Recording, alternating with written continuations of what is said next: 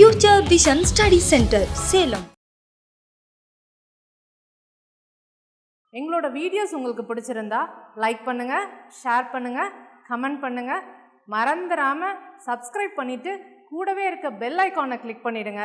So that எங்களோட videos உங்களுக்கு miss ஆகாமல் வந்துட்டே இருக்கும். ஹலோ எவ்ரிவன், இன்னைக்கு நம்ம யூஜி டிஆர்பி டெட் இந்த வீடியோவில் என்ன டாபிக் பார்க்க போறோம்னா யூனிட் 2 ப்ரோஸ் பேக்கன் எஸ்ஏஸ் அப்படிங்கிற ஒரு டாபிக் தான் பார்க்க போறோம். அதுல நம்ம இதுல இன்னைக்கு நமக்கு 2 எஸ்ஏஸ் இதுல ப்ரிஸ்கிரைப் பண்ணியிருக்காங்க, of studies of revenge. Essays topic உள்ளார போறதுக்கு முன்னாடி பேக்கனோட சில இம்பார்ட்டன்ட் திங்ஸ் எல்லாம் பார்க்கலாம். பிஃபோர் தட் நீங்க கேட்பீங்க, ஏன் எந்த ஒரு ஒர்க்லயுமே எந்த ஒரு வீடியோலயுமே ஆத்தர் இன்ட்ரோ டீட்டெயிலா இல்லை அப்படின்னு சொல்லிட்டு. ஏன்னா அந்த ஆத்தர் இன்ட்ரோ டீட்டெயிலா உங்க எல்லாத்துக்குமே கூகுள்ல அவைலபிளா இருக்கு. நீங்க சாதாரணமா கூகுள்ல போய் விக்கிபீடியா போட்டாலே அவரோட பர்த் இயர், டெத் இயர், அவரோட பேரண்ட்ஸ் யாரு, அவங்க எங்க பிறந்தாங்க, எங்க வளர்ந்தாங்கன்னு சொல்லிட்டு எல்லா டீட்டெயில்ஸுமே உங்களுக்கு அவைலபிளா இருக்கு. ஸோ அதனாலதான் நாங்க உங்களுக்கு அது டீட்டெயிலா கொடுக்கல. இருந்தாலும் அதை விட இம்பார்ட்டன்ட் ஒர்க்ஸ், இம்பார்ட்டன்ட் பாயிண்ட்ஸ் என்ன அப்படின்னு சொல்லி அது உங்களுக்கு நாங்க கொடுத்துறோம். ஸோ ஆத்தர் இன்ட்ரோ பொறுத்த வரைக்கும் உங்களுக்கு நாங்க மெட்டீரியலை ப்ரொவைட் பண்ணியிருக்கோம். மெட்டீரியல் உங்களுக்கு கையில கிடைச்சதுக்கு அப்புறம் நீங்க அதை ரெஃபர் பண்ணிக்கலாம். அதுக்கு முன்னாடி உங்களுக்கு வேணும்னா நீங்க தாராளமா ஆன்லைன் சோர்ஸ் யூஸ் பண்ணிக்கலாம். ஸோ நாங்க கொடுக்கறது எல்லாமே உங்களுக்கு எக்ஸாம் பாயிண்ட் ஆஃப் வியூல என்னென்ன இம்பார்ட்டன்ட் டாபிக்ஸ் அப்படிங்கறத செலக்ட் பண்ணி தான் உங்களுக்கு நாங்க வீடியோல கொடுக்குறோம். ஓகேவா, வாங்க டாபிக்ஸ்ல போலாம். பேக்கன் பாத்தீங்கன்னா உங்களுக்கு எல்லாமே தெரியும். பிரான்சிஸ் பேக்கன் எஸ்ஏஸ்ல ரொம்ப ஃபேமஸ் ஆனவர் அப்படின்னு சொல்லிட்டு. அது மட்டும் இல்லாம அவர் என்னன்னு சொல்லுவாங்க அப்படின்னா, பிரான்சிஸ் பேக்கன் மட்டும் இல்லாம லார்ட் வெருலம் அப்படின்னு சொல்றாங்களா, அவருக்கு இன்னொரு பேர் இருக்கு அப்படின்னு சொல்லியிருக்காங்க. இவர் என்னவா இருந்திருக்காரு அப்படின்னா, எலிசபெத்தன் பீரியட்ல தான் இவர் இருந்திருக்காரு. குயின் எலிசபெத் இருக்கிற பீரியட்ல தான் இவர் இருந்திருக்காரு. அந்த பீரியட்லயே இவர் அட்டார்னி ஜெனரலாவும் லார்ட் சான்சலர் ஆஃப் இங்கிலாண்டாவும் அவர் நிறைய பதவிகள் வகிச்சிருக்காரு அப்படின்னு சொல்லலாம். அது மட்டும் இல்லாம ரைட்டிங்ஸ்லயும் ஒரு ரொம்ப ஃபேமஸான ஆளு. ஸோ அப்ப அந்த காலகட்டத்துல பாத்தீங்கன்னா குயினுக்கு ரொம்ப ஃபேவரான ஆளு அப்படின்னு ஒருத்தர் பேக்கன் அப்படின்னு சொல்லலாம். அது மட்டும் இல்லாம இவரோட ரைட்டிங்ஸ்ல நிறைய சயின்டிபிக் மெத்தட்ஸ் எல்லாமே இருக்கு அப்படின்னு சொல்லிட்டு இப்ப ரீசெண்டா கண்டுபிடிச்சிருக்காங்க. இவர் சயின்ஸுக்கு ரொம்ப ஃபேவரா நடந்துகிட்டாரு. அந்த காலத்துல சயின்ஸ்க்காகவே ஒரு கிளப் எல்லாம் கிரியேட் பண்ணியிருக்காரு. ஸோ சயின்டிபிக் ரைட்டிங்ஸ்க்கும் சயின்டிபிக் மெத்தட்ஸுக்கும் இவரோட ரைட்டிங்ஸ் ஒரு பெரிய ஒரு சப்போர்ட்டா இருந்துச்சு அப்படின்னு சொல்றாங்க. அதோட இம்பார்ட்டன்ட் ஒர்க்ஸ் என்னன்னு சொல்லி பாத்தீங்கன்னா நோவம் ஆர்கானம் அண்ட் எஸ்ஏஸ், இது ரெண்டுமே ரொம்ப ஃபேமஸான ஒர்க்ஸ். நியூ அட்லாண்டிஸ்னு ஒரு ஒர்க் அது இன்கம்ப்ளீட்டான ஒர்க்குங்கிறதுனால அதை நம்ம ஃபேமஸான ஒர்க்ல சொல்லல. இது மட்டும் இல்லாம அந்த காலகட்டத்துல இருந்தவங்க, நீங்க இங்கிலாண்டோட ஹிஸ்டரியை படிச்சிருந்தீங்கன்னா உங்களுக்கு தெரியும். இங்கிலாந்து லாங்குவேஜ் அண்ட் லிங்குவிஸ்டிக்ஸ்ல படிச்சிருந்தாலும் சரி, நீங்க இங்கிலாண்டோட ஹிஸ்டரியை படிச்சிருந்தாலும் சரி, இங்கிலீஷ்க்கு முன்னாடி எந்த லாங்குவேஜ் ரொம்ப தாக்கம் அதிகமா இருந்துச்சுன்னா பிரெஞ்சு தான் இருந்திருக்கும். சார்சர் கூட பிரெஞ்சு பாதி இங்கிலீஷ் பாதி கலந்துதான் எழுதியிருப்பாரு. இந்த காலகட்டத்துல லாட்டின் அண்ட் இங்கிலீஷ் இந்த 2 லாங்குவேஜ்ல எழுதக்கூடிய ஒரே ஆள் யாரா இருந்தாங்க அப்படின்னா பிரான்சிஸ் பேக்கனா தான் இருந்திருக்காங்க. ஸோ இவர் லாட்டின்லயும் எழுதுவாரு, அட் த சேம் டைம் இங்கிலீஷ்லயும் நிறைய எழுதியிருக்காரு. அடுத்ததா பாத்தீங்கன்னா இவர் நம்ம ஃபாதர் ஆஃப் இங்கிலீஷ் எஸ்ஏயிஸ்ட் அப்படின்னு சொல்றாங்க. அது மட்டும் இல்லாம இவரோட ஸ்டைல் எதுன்னு சொல்லி பாத்தீங்கன்னா எம்பிரிசம் அப்படின்னு சொல்றாங்க. எம்பிரிசம் அப்படின்னா என்னன்னா, கண்டிப்பா ஒரு உண்மையை பிலீவ் பண்ணணும். அந்த எதுன்னா நம்மளோட சென்சரி, அதாவது நம்ம சென்ஸ் பண்ணி தான் ஒரு உண்மையை நம்ம தெரிஞ்சுக்கணும். அதாவது உலக அறிவை நம்ம தெரிஞ்சுக்கணும்னா அதை நம்ம சென்ஸ் பண்ணணும், உணரணும் அப்படிங்கிற அந்த ஒரு பிலாசபி தான் எம்பரிசம் அப்படின்னு சொல்லுவாங்க. ஸோ அந்த எம்பரிசமை இவர் இவரோட ஒர்க்ல அதிகமா யூஸ் பண்ணிருக்கிறதுனால இவர் ஃபாதர் ஆஃப் எம்பரிசம் அப்படின்னு சொல்றாங்க. அதுக்கப்புறம் இவரோட பேட்ரன் யாருன்னா, பேட்ரனா உங்களுக்கே தெரியும், ஸ்பான்சர் யாரு அப்படின்னா ஏர்ல் ஆஃப் எசெக்ஸ் அப்படின்னு சொல்றாங்க. இவரு தான் ஏர்ல் ஆஃப் எசெக்ஸ் என்ன பண்ணிருக்காரு, பேக்கனை குயின் எலிசபெத் கிட்ட இன்ட்ரடியூஸ் பண்ணாரு அப்படின்னு கூட சொல்றாங்க. அதுக்கப்புறம் நம்ம அலெக்சாண்டர் போப் இருக்காரு இல்லையா, அவர் என்ன சொல்றாருன்னா பேக்கனை the wisest, brightest and meanest of mankind அப்படின்னு சொல்றாரு. ஏன்னா வைசஸ்ட் உங்களுக்கே தெரியும், இருக்கிறதுல ரொம்ப வயசா இருக்கவங்க, ரொம்ப நல்லா இருக்கவங்க, நல்ல கேரக்டரா அப்படி சொல்லுவாங்க. பிரைட்டஸ்ட்னு தெரியும், ரொம்ப பிரைட்டா நாலேஜபிளா இருக்காங்கன்னு சொல்றாங்க. ஏன் இந்த மீனஸ்ட் ஆஃப் மேன்கைண்ட்னு சொல்லியிருக்காரு அப்படின்னா இவரோட ட்ரெச்சரியஸ் கேரக்டர்னாலதான். ஏன்னா இவர் கூட இருந்த நிறைய பேருக்கு இவர் துரோகம் பண்ணிட்டாரு கேரக்டர் வைஸ்ல அப்படின்னு சொல்லிட்டு நிறைய கதைகள் இருக்கு. ஸோ அதனாலதான் போப் இப்படி சொல்லியிருக்காருன்னு சொல்றாங்க. அடுத்தது இவரோட ரைட்டிங் ஸ்டைல் எல்லாம் யாரை ஃபாலோ பண்ணி எழுதியிருக்காரு அப்படின்னு சொல்லி பாத்தீங்கன்னா மான்டேகன் அப்படிங்கிறவர் இவர் இங்க எஸ்ஏஎஸ் எழுதி ஃபேமஸ் ஆகிறதுக்கு முன்னாடியே பிரெஞ்சுல இந்த மாதிரி எஸ்ஏஎஸ் எழுதினவர் யாருன்னா நம்மள மான்டேகன் தான். மான்டேகனோட எஸ்ஏஎஸ் எல்லாம் பார்த்து தான் நம்மளோட பேக்கன் வந்து எழுதியிருக்காரு. நீங்க காமனா மான்டேகன் எஸ்ஏஎஸ் கூகுள்ல போட்டீங்கன்னா கூட இப்ப எப்படி நம்ம ஆஃப் ஸ்டடீஸ் ஆஃப் ரிவெஞ்சுன்னு பாக்குற மாதிரி அவரும் எல்லாமே எல்லா ஹெட்டிங்குமே ஆஃப் ஸ்டடீஸ் ஆஃப் கிரீன் அந்த மாதிரி தான் வச்சிருந்திருப்பாரு. அது மட்டும் இல்லாம நம்ம அரிஸ்டாட்டிலையும் அவர் அதிகமா ஃபாலோ பண்ணுவாரு. இந்த மாதிரி இவங்களோட எஸ்ஏஸை இவங்க ஃபாலோ பண்ணி இவர் எழுதியிருக்காரு. அது மட்டும் இல்லாம இப்ப நம்ம இந்த எஸ்ஏஸ் அதுலதான் நமக்கு இந்த கலெக்ஷன்ல தான் வந்து நமக்கு 2 எஸ்ஏஸுமே இருக்கு, of studies and of revenge ரெண்டுமே. இந்த எஸ்ஏஸ் எப்ப பப்ளிஷ் ஆச்சு, அதுல எவ்வளவு ஒர்க்ஸ் இருக்கு அப்படின்னு சொல்லி பார்த்தோம்னா ஃபர்ஸ்ட் 1597ல வெறும் 10 எஸ்ஏஸ் மட்டும் தான் பப்ளிஷ் பண்ணாரு. அது என்ன ஹெட்டிங்ல வருது அப்படின்னா எஸ்ஏஸ் ரிலீஜியஸ் மெடிடேஷன் அப்படின்னு சொல்லிட்டு அந்த டாபிக்ல நம்ம வந்து 1597ல வெறும் 10 எஸ்ஏஸ் மட்டும் தான் ஃபர்ஸ்ட் பப்ளிஷ் ஆகுது. அதுக்கு அடுத்ததா பாத்தீங்கன்னா 1612ல 38 எஸ்ஏஸோட அப்கிரேட் ஆகி பப்ளிஷ் ஆகுது. அதுக்கப்புறம் 1625ல 58 எஸ்ஏஸோட essays or counsels civils and moral அப்படிங்கிற இந்த நேம்ல தான் பப்ளிஷ் ஆகுது. ஸோ இங்க உங்களுக்கு இந்த கொடுத்திருக்க ஒவ்வொரு பாயிண்ட்ஸுமே ஒவ்வொரு டிஆர்பி கொஸ்டினா இருந்திருக்கு. எந்த இயர்ல எத்தனை எஸ்ஏஸ் பப்ளிஷ் ஆயிருக்கு, என்ன நேம்ல அது பப்ளிஷ் ஆயிருக்கு, அவரோட இம்பார்ட்டன்ட் ஒர்க் என்ன, அவர் இன்னொரு பேர் என்ன, அவர் என்னென்ன லாங்குவேஜ்ல எழுதியிருக்காரு, யாரு 2 லாங்குவேஜ்ல எழுதியிருக்காங்க, ஃபாதர் ஆஃப் இங்கிலீஷ் எஸ்ஏஸ் யாரு, போப் அவரை பத்தி என்ன சொல்லியிருக்காரு, பேக்கனோட பேட்ரன் யாரு, யாரோட எஸ்ஏஸ் யாரோட ரைட்டிங்கை ஃபாலோ பண்ணி இவர் எழுதியிருக்காரு. ஸோ இங்க கொடுத்திருக்க ஒவ்வொரு பாயிண்ட்டுமே ஒவ்வொரு டிஆர்பி கொஸ்டின்ஸ். அதனாலதான் இம்பார்ட்டன்ட் பாயிண்ட்ஸ் தான் நாங்க உங்களுக்கு கொடுத்துருக்கோம். நம்ம பேக்கனோட இன்ட்ரோ கட்டு இப்ப நம்ம என்ன டாபிக் பார்க்க போறோம் அப்படின்னா நம்மளோட ஆஃப் ஸ்டடீஸ் அப்படிங்கிற பிரிஸ்கிரைப்டான ப்ரோஸ் தான் பார்க்க போறோம். ஆஃப் ஸ்டடீஸ்னு பேர்லயே இருக்கு. இவர் இதுல ஃபுல்லா எதை பத்தி பேசியிருக்காரு அப்படின்னா ஸ்டடீஸை பத்தி தான் பேசியிருக்காரு. ஸ்டடீஸை பத்தி என்னென்ன சொல்லியிருக்காரு, இதெல்லாம் இம்பார்ட்டன்ட் பாயிண்ட்ஸ், இதுல என்னென்ன கொட்டேஷன்ஸ் வரலாம் அப்படிங்கறத நம்ம இந்த டாபிக்ல பார்க்க போறோம். ஃபர்ஸ்ட் என்ன சொல்லியிருக்காரு அப்படின்னா ஸ்டடீஸ் தான் சோர்ஸ் ஆஃப் பிளஷர் அப்படின்னு சொல்லியிருக்காரு. யாரெல்லாம் நிறைய ஸ்டடீஸ் பண்றாங்களோ, யாரெல்லாம் நிறைய புக்ஸ் ரீட் பண்றாங்களோ அவங்களுக்கு தான் நிறைய பிளஷர்ஸ் இருக்கும் அப்படின்னு சொல்லிட்டு சொல்றாரு. ஃபர்ஸ்ட் ஸ்டார்டிங்கே அப்படிதான் பண்றாரு. அடுத்து ஸ்டடீஸ்க்கு தான் ஆர்னமெண்டல் வேல்யூஸ் இருக்கு அப்படின்னு சொல்றாரு. அதாவது படிக்கிறவங்களுக்கும் படிக்காதவங்களுக்கும் சரி என்ன இருக்க வித்தியாசம் அப்படின்னா படிச்சவங்களுக்கு ஸ்டடீஸ் பண்றவங்களுக்கு ஒரு ஆர்னமெண்டல் வேல்யூஸ் இருக்கும் அப்படின்னு சொல்லியிருக்காரு. அடுத்து studies can be best enjoyed by a man leading a life of isolation or retirement. அதாவது ஸ்டடீஸை வந்து யாரால ரொம்ப பெஸ்டா என்ஜாய் பண்ண முடியும் அப்படின்னா யாரெல்லாம் ஒரு ஐசோலேட்டான வாழ்க்கையை வாழ்றாங்களோ இல்லை யாரெல்லாம் ரிட்டையர்மெண்ட்ல இருக்காங்களோ அவங்களுக்கு வந்து அவங்களால தான் அந்த ஸ்டடீஸோட ஒரு பெஸ்ட் பிளஷரை வந்து ஃபீல் பண்ண முடியும் அப்படின்னு சொல்லியிருக்காரு. அடுத்து ஃபர்ஸ்ட் படிக்கிறவங்க இருக்காங்க இல்லையா, படிக்கிறவங்க பார்க்கறதுக்கு யாரெல்லாம் ரொம்ப அதிகமான டைம் வந்து படிக்கிறதுக்கு யூஸ் பண்ணாங்களோ பார்க்கறதுக்கு சிம்பிளா ஸ்லாத் மாதிரி ரொம்ப லேசியா தான் தெரிவாங்க. ஆனா அவங்க டெம்பரமெண்ட்லியா தான் அவங்க வந்து லேசியா இருப்பாங்க. அந்த ஸ்டடீஸ் அவங்க லைஃப்ல யூஸ் பண்ண ஆரம்பிச்சிட்டாங்கன்னா அவங்களோட டிஸ்பிளே வந்து ரொம்ப பெருசா இருக்கும். அவங்க பார்க்கவே ரொம்ப வந்து ஒரு ஆர்னமெண்டல் வேல்யூவோட ரொம்ப நாலேஜபிளா இருப்பாங்க அப்படின்னு சொல்லிட்டு பேக்கன் சொல்லியிருக்காரு. அடுத்தது ஸ்டடீஸ் மட்டும் இருந்தா பத்தாது,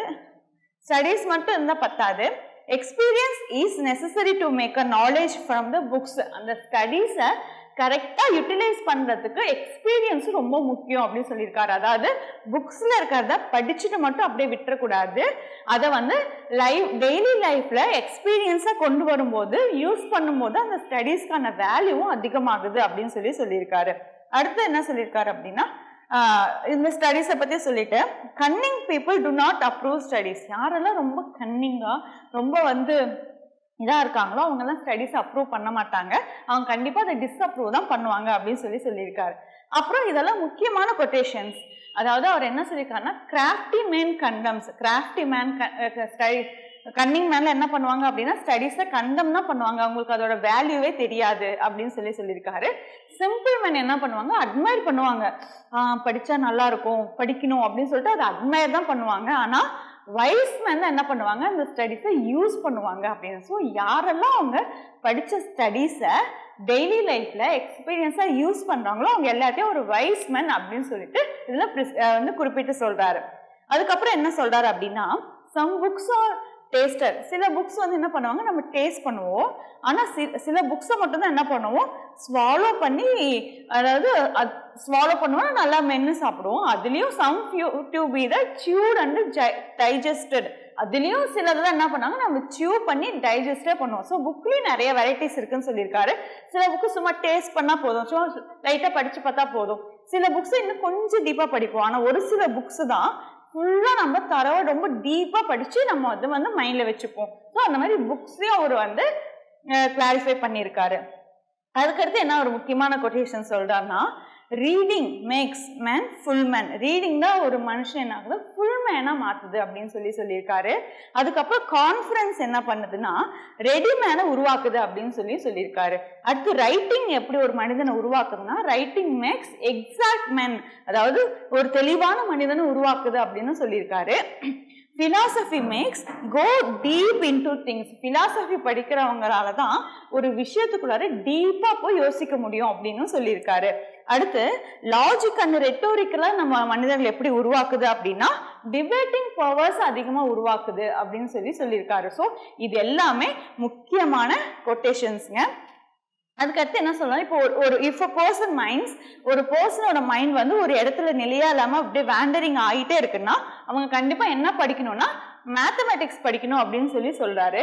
அப்புறம் ஒரு மனுஷனால ஒரு 2 விஷயத்துக்குள்ளார இருக்க டிஃபரன்ஸை பண்ண முடியல, ஒரு தெளிவான முடிவு எடுக்க முடியல அப்படின்னா அவங்க என்ன படிக்கணும்னா பிலாசபி, அதுவும் இந்த 16th century 18th century அந்த மாதிரி இருக்க பிலாசபி ஒர்க்ஸை படிக்கணும் அப்படின்னு சொல்லியிருக்காரு. அதுக்கப்புறம் if a person unable to examine subject, ஒரு பர்சனால ஒரு சப்ஜெக்டை எது கரெக்ட் எது தப்பு அப்படின்னு சொல்லிட்டு சரியானபடிக்கு எக்ஸாமின் பண்ண முடியல அப்படின்னா அவங்க என்ன பண்ணணும்னா, அங்க இருக்க லாயர்ஸோட கேசஸ் எல்லாம் அவங்க படிச்சு பார்க்கணும். ஸோ அவங்க எப்படி சரியா அனலைஸ் பண்ணியிருக்காங்க, எது சரி எது தப்புன்னு எப்படி கண்டுபிடிச்சிருக்காங்க அப்படின்னு சொல்லிட்டு அவங்க எக்ஸாமின் பண்ண வேஸை வச்சு நம்மளும் எக்ஸாமின் பண்ண கத்துக்கணும் அப்படின்னு சொல்லியிருக்காரு. இவ்வளவுதாங்க. இது ஒரு குட்டி ப்ரோஸ் டாபிக் தான். இதுதான் முக்கியமான பாயிண்ட்ஸ். முன்ன சொன்ன மாதிரி இங்க இருக்க ஒவ்வொன்றுமே ஒவ்வொரு டிஆர்பி கொஸ்டின்ஸ்.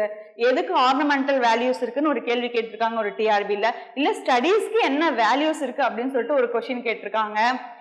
ஸ்டடீஸ் வந்து அந்த spend too much time in studies temporary lazy அப்படிங்கிறத, இந்த லேசிங்கிற வார்த்தையை மட்டும் விட்டுட்டு ஃபில்லப்ஸ் மாதிரி ஒரு கொஸ்டின் கேட்டிருக்காங்க.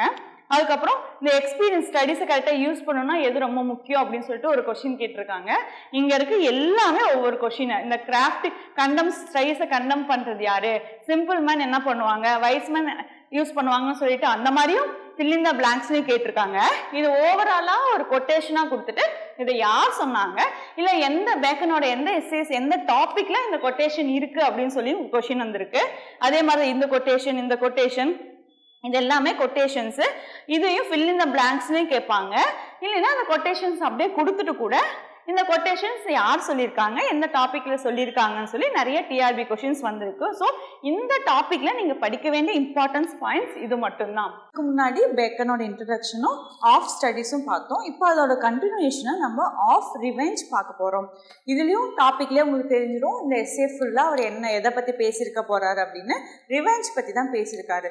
ரிவெஞ்ச்னா என்ன, யாராவது ஒருத்தவங்க நமக்கு தப்பு பண்ணிட்டாங்க அப்படின்னா, இல்லை நமக்கு ஏதாவது ராங்கா அநீதி இழைச்சிட்டாங்க அப்படின்னா நம்ம உடனுக்குடைய நம்ம என்ன பண்ணோம், பழி வாங்கிறதுக்காக யோசிப்போம்.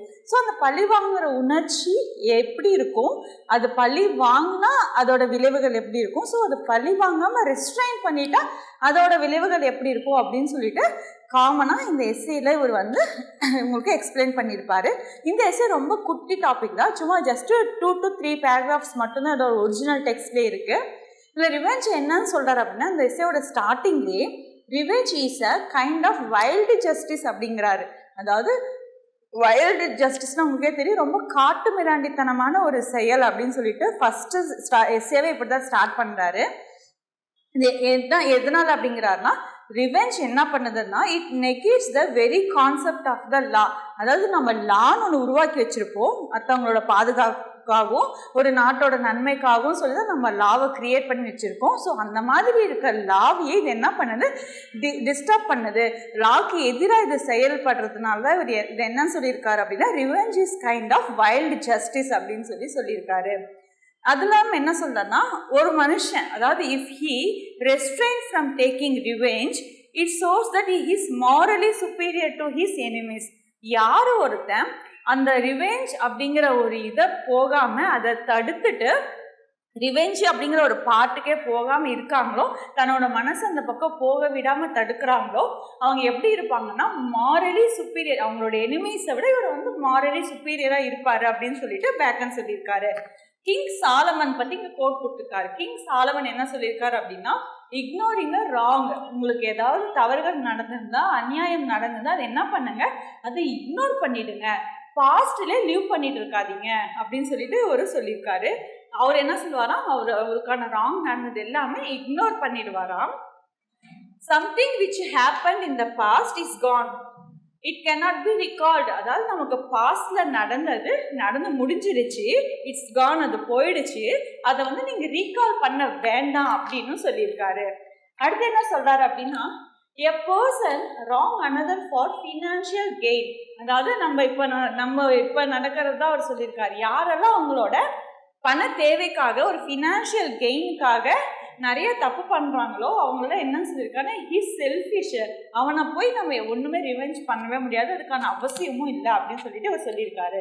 அது மட்டும் இல்லாம it is generous on the part of a man to reveal his identity to his victim which he take revenge. அதெல்லாம் நீங்கள் ரிவெஞ்ச் எடுக்கணும் அப்படின்னு சொல்லி முடிவு பண்ணிட்டீங்கன்னா, நீங்கள் யார், உங்களோட ஐடென்டிட்டி என்ன அப்படிங்கிறத சொல்லிட்டு ரிவெஞ்ச் எடுங்க. அதுதான் ரொம்ப ஜெனரஸாகவும் ரொம்ப கரெக்டாகவும் இருக்கும் அந்த விக்டிமுக்கு. அப்போ தான் அவன் என்ன தப்பு பண்ணான், அதுக்காக தான் அவனுக்கு இந்த ரிவெஞ்ச் நடக்குதுங்கிறதையும் அவன் தெரிஞ்சுப்பான். இல்லைன்னா இந்த ரிவெஞ்ச் நடந்ததுக்கான யூஸே இல்லை. நீங்கள் யாருன்னே சொல்லாமல் ஒரு ரிவெஞ்ச் எடுக்கிறீங்க அப்படின்னா அவன் என்ன தப்பு பண்ணாலும் அவனுக்கு தெரியாது, அந்த தப்புனால தான் அவனுக்கு இந்த கஷ்டம் வருதுன்னா அவனுக்கு தெரியாது, திரும்ப திரும்ப அவன் அந்த தப்பை பண்ணுவான். அதே நீங்கள் யாரும் உங்கள் ஐடென்டிட்டியை ரிவீல் பண்ணிட்டு அதுக்கப்புறம் ரிவெஞ்ச் எடுத்தீங்க அப்படின்னா அந்த விக்டிம் என்ன பண்ணுவான், ஸோ நம்ம இந்த தப்பு பண்ணதுனால தான் நமக்கு இந்த ரிவெஞ்ச் நடக்குது, ஸோ இனிமேல் இந்த தப்பை நம்ம பண்ணக்கூடாதுன்னு சொல்லிட்டு அவன் ரியலைஸ் பண்ணுறதுக்கான ஒரு வாய்ப்பு இருக்கும் அப்படின்னு சொல்லிட்டு பேக்கன் சொல்கிறாரு. அதுக்கப்புறம் காசிமோ டி மெடிசி அப்படிங்கிறவரை பற்றி இங்கே ஒரு கோட் கொடுத்துருக்காரு. அவர் என்ன சொல்கிறார் அப்படின்னா, உங்களோட எனிமியை கூட மன்னிச்சிருங்க. உங்களோட எனிமி அவன் எப்போவுமே உங்களுக்கு வந்து என்ன தான் பண்ணுவான், ராங் டீட்ஸ் தான் பண்ணுவான், அவனை நீங்கள் மன்னிச்சிடலாம் தாராளமாக. ஆனால் அதே உங்களோட ஃப்ரெண்ட்ஸ் இருக்காங்க பார்த்தீங்களா, அவங்க கூடவே இருந்துட்டு உங்களுக்கு தப்பு பண்ண ஃப்ரெண்ட்ஸ் வந்து நீங்கள் மன்னிக்காதீங்க. எனிமியை ஃபர்கிவ் பண்ணுறது குட்டு, ஆனால் உன் ஃப்ரெண்டை ஃபர்கிவ் பண்ணுறது வந்து தப்பு அப்படின்னு சொல்லிட்டு காசிமோடி மெடிசி சொல்லியிருக்காருன்னு சொல்லிட்டு பேக்கன் நீங்கள் கோட் பண்ணியிருக்காரு. அதுக்கப்புறம் நம்ம ஜாப், உங்களுக்கு தெரியும் புக் ஆஃப் ஜாப்ல வர அதே ஜாப் தான் பைபிளில் ஒன் ஆஃப் த பொயட்டிக் புக்ஸில் ஜாப் ஸ்டோரி உங்கள் எல்லாத்துக்குமே தெரியும். நம்ம பிஜிடிஆர்பிலே ஒரு சிலபஸ் இருக்குது. இந்த ஜாபுக்கு என்ன ஆகும் அப்படின்னா, அவங்க ஃப்ரெண்ட்ஸ் எல்லாமே வந்து இவரை வந்து குறை சொல்லிகிட்டே இருப்பாங்க. அதாவது இவருக்கு காட் ஒரு டெஸ்ட் வச்சுருப்பாரு, அந்த டெஸ்ட்டுக்கு இவரை சப்போர்ட் பண்ணாமல் ஜாபுக்கு எல்லாமே அவங்க ஃப்ரெண்ட்ஸ் என்ன பண்ணுவாங்க, ராங்காகவே சொல்லி அவர் மனசு கஷ்டப்படுற மாதிரி தான் பேசுவாங்க. அந்த மாதிரி இருக்கும்போது அவர் என்ன சொல்லியிருக்காங்க, அதனால தான் அவரை மாரலி சுப்பீரியர் சொல்லி இதில் வந்து ஜாப் என்னன்னு சொல்லி பேக்கன் மென்ஷன் பண்ணியிருக்காருன்னா, மாரலி சுப்பீரியர் அப்படின்னு சொல்லிட்டு ஜாபை மென்ஷன் பண்ணியிருக்காரு. அப்படிப்பட்ட ஜாப் என்ன சொல்லியிருக்காருன்னா, அப்படி காசிமோடி மெடிசிக்கு ஆப்போசிட்டாக ஒன்று சொல்லியிருக்காரு. நம்ம வந்து ஃப்ரெண்ட்ஸ் கிட்ட இருந்து ஃபேவர்ஸை ரிசீவ் பண்ணிக்கிறோம் இல்லையா, அப்படி நம்ம அதுக்கு தயாராக இருந்தால் அப்போ ஃப்ரெண்ட்ஸோட ராங் டீட்ஸும் நம்ம ரிசீவ் பண்ணுறதுக்கு தயாராக தான் இருக்கணும் அப்படின்னு சொல்லிட்டு நம்மளோட ஜாப் வந்து ஒரு புது விதமாக வித்தியாசமாக கோட் பண்ணியிருக்காரு. அதையும் பேக்கன் வந்து இங்கே நமக்கு கொடுத்துருக்காரு. கடைசியாக இந்த பாயிண்ட் சொல்லி இந்த எஸ்ஸேவை முடிக்கிறாரு. என்ன சொல்றாருன்னா, ஹிஸ்ட்ரியில் பார்த்தீங்க அப்படின்னா நிறைய ரிவெஞ்ச் ஸ்டோரிஸ் உங்களுக்கு இருக்கும், எங்கேயுமே ரிவெஞ்ச் ஸ்டோரிஸ் இல்லாமல் இல்லை. அந்த மாதிரி நம்ம ஹிஸ்ட்ரி நமக்கு என்ன சொல்லி கொடுக்குது அப்படின்னா, பப்ளிக் ரிவெஞ்ச் ஃபார்ச்சுனேட். இப்போ பப்ளிக்காக ஒரு ரிவெஞ்ச் நடக்குதுன்னா அது வந்து ஏற்றுக்கக்கூடிய ஒரு விஷயம்தான். எக்ஸாம்பிள் பார்த்தீங்கன்னா ஜூலியஸ் சீசருக்காக ஆண்டனி வந்து ப்ரூட்டஸை ரிவெஞ்ச் பண்ணுவாங்க. ஸோ இதெல்லாம் வந்து எந்த இதில் வரும்னா பப்ளிக் ரிவெஞ்சில் வருது. அந்த மாதிரி பப்ளிக் ரிவெஞ்ச் அப்படிங்கிறது உங்களுக்கு ஃபார்ச்சுனேட்டாக தான் இருக்கும். ஆனால் பர்சனல் ரிவெஞ்சுங்கிறது வந்து நாட் ஸோ ஃபார்ச்சுனேட் அப்படின்னு சொல்லி இவர் இந்த எஸ்ஸேவை முடிச்சிருக்காரு. கடைசியாக ஒரு சூப்பர் லைன் சொல்லி இந்த எஸ்ஸே முடிக்கிறார். என்னன்னா, எந்த மனுஷன்லாம் ரிவெஞ்ச் எடுக்கணும்னு நினைக்கிறானோ அவன்லாம் பாஸ்ட்லேயும் ரொம்ப மிசரபிளான லைஃப்பை தான் லீட் பண்ணிட்டு இருப்பான். அவனால் ஒரு ஃபார்ச்சுனேட் லைஃப்பை வந்து ரீட் பண்ணவே முடியாது அப்படின்னு சொல்லி இந்த எஸ்ஸேவை முடிச்சிருக்காரு. ஸோ முன்ன சொன்ன மாதிரி தான் இதில் இருக்க கொட்டேஷன்ஸ் எல்லாமே ரொம்ப இம்பார்ட்டன்ட் கொஷின்ஸு. இதை யார் சொன்னாங்கன்னு கேட்கலாம், எந்த டாப்பிக்கில் சொன்னாங்கன்னு கேட்கலாம், இல்லை இந்த கொட்டேஷன்ஸோட பாதி கொடுத்துட்டு மீதி பாட்டை வந்து ஃபில் இன் த பிளாங்க்ஸ் மாதிரி சொல்லி கேட்கலாம். இது ரெண்டுமே குட்டி குட்டி டாபிக் அப்படிங்கிறதுனால உங்களுக்கு 2 எஸ்ஏவுமே நாங்கள் ஒரே வீடியோவில் கொடுத்துருக்கோம். உங்களுக்கு ஏதாவது டவுட்ஸ் அப்படின்னா காண்டாக்ட் பண்ணுங்க, கிளாரிஃபை பண்ணுறதுக்கு நாங்கள் தயாராக இருக்கோம். தேங்க்யூ. டிஎன்பிஎஸ்சி டெட் நியமன தேர்வு, PC, SI, TRB, agri, forest, railway போன்ற அனைத்து போட்டித் தேர்வுகளுக்கும் நேரடி மற்றும் ஆன்லைன் வகுப்புகள் ஆரம்பம். அனைத்து போட்டித் தேர்வுகளுக்கும் ஸ்டடி மெட்டீரியல் கிடைக்கும். நேரடி மற்றும் போஸ்டல் டெஸ்ட் பேட்ச் வசதியும் உண்டு. தொடர்புக்கு future vision study centre, Salem. Contact 9042030163. Future Vision Study Center.